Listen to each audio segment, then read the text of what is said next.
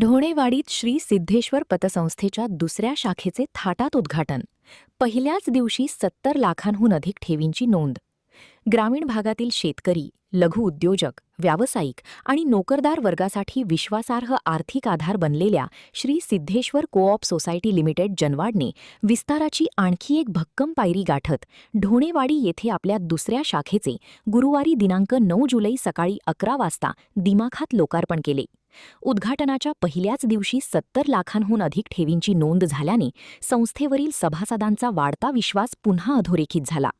प्रारंभी परमपूज्य साधनानंद महाराज, आत्मामली ज्ञानपीठ ढोणेवाडी व हभप विठ्ठल महाराज यांच्या पवित्र सान्निध्यात श्रीफळ वाढवून व फीत कापून शाखेचे उद्घाटन करण्यात आले. धार्मिक वातावरणात आणि मान्यवरांच्या उपस्थितीत झालेल्या या सोहळ्याला परिसरातील नागरिकांनी उत्स्फूर्त प्रतिसाद दिला. दरम्यान उपस्थित मान्यवरांचा सत्कार करण्यात आला.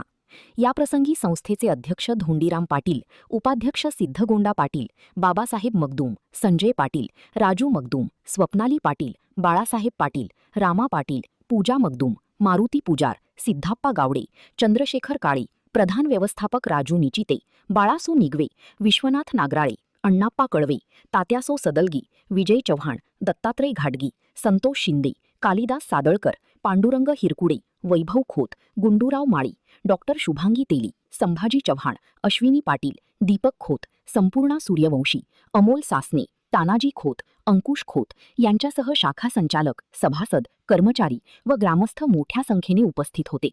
महान कार्य न्यूजसाठी अजित कांबळे, बोरगाव.